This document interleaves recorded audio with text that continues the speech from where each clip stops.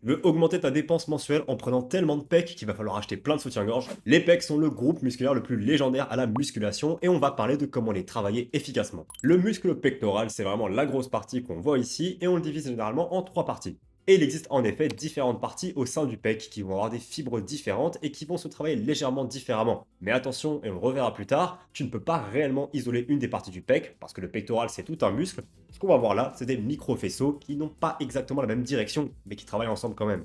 Donc, on a la partie supérieure du pec ou la partie claviculaire. Cette zone-là est située près de la clavicule et on va plus l'entraîner avec des mouvements inclinés ou des mouvements d'épaule. La partie sternale qui est la grosse partie du pectoral qui s'insère au milieu et là le plus important ça va être n'importe quel exercice mais surtout des gros exercices avec un composant d'adduction. Et enfin la partie inférieure ou costale qu'on appelle les bas du pec qui est bon beaucoup moins scientifiquement présent mais qui peut en effet être travaillé avec des exercices spécifiques comme le dips ou le décliné.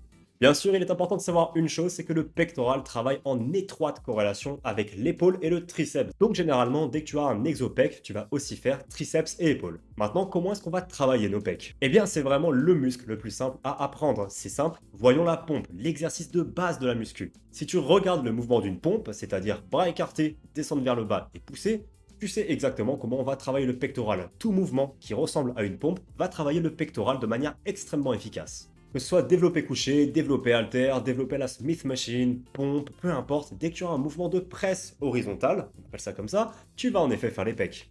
Maintenant, si tu as accès à une bonne salle de musculation, je recommanderais toujours de prendre des exercices hyper stables pour travailler les pecs. Ne sous-cotez surtout pas les machines pour travailler les pecs, beaucoup trop de monde pense qu'ils ne servent à rien. La vérité, c'est que le développé couché et les presses à haltères sont celles qui techniquement sont moins optimales parce qu'elles ne te permettent pas de pousser le poids max sans avoir acquis une technique et une force énorme pour bien gérer les exercices. Si tu veux vite maximiser le rendement de tes pecs, commence par des machines et petit à petit fais du développé couché pour bien apprendre la technique, mais trop charger le développé couché et seulement te concentrer dessus ne va pas trop t'aider à prendre des pecs. Et je sais que les gens rejettent souvent cette opinion, mais c'est réel. Même moi qui adore bench, il faut le dire, une machine bien stable sera toujours meilleure qu'un développé couché. Mais bon, je conseille toujours d'apprendre le développé couché quand même, sur le côté, le temps d'être à l'aise.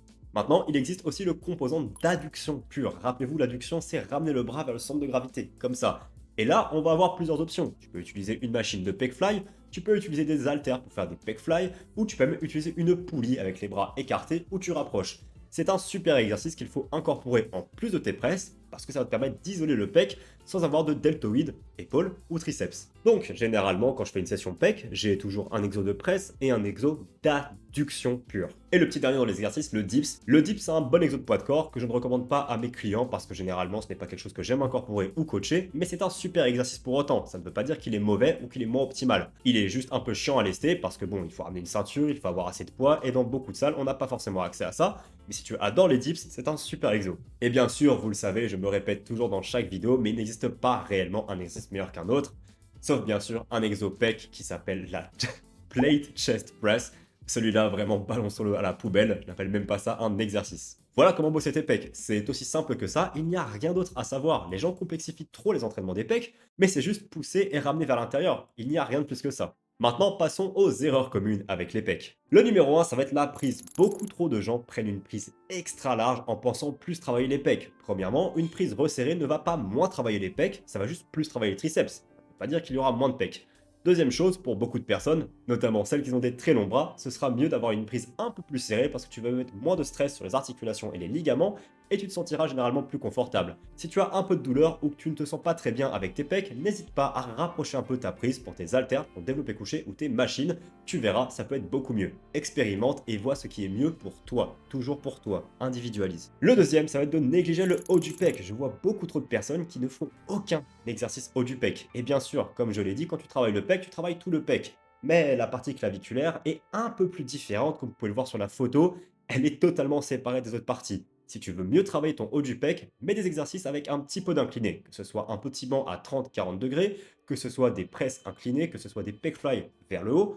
Essaie de trouver un exercice qui travaille plus le haut du pec. Et comme je le dis toujours, il n'y a que des gens qui ont des points faibles haut du pec, mais jamais bas du pec. Donc si vous devez mettre en priorité quelque chose, c'est le haut du pec. Et si vous ne le saviez pas, vous ne pouvez pas travailler l'intérieur du pec. Cela est malheureusement dû uniquement aux génétiques. Tu ne peux pas augmenter la masse que tu as au milieu spécifiquement. Et du coup, la troisième erreur, c'est pouvoir totalement penser séparer les pecs. Beaucoup de personnes pensent qu'un exercice pec va travailler uniquement la partie inférieure du pec.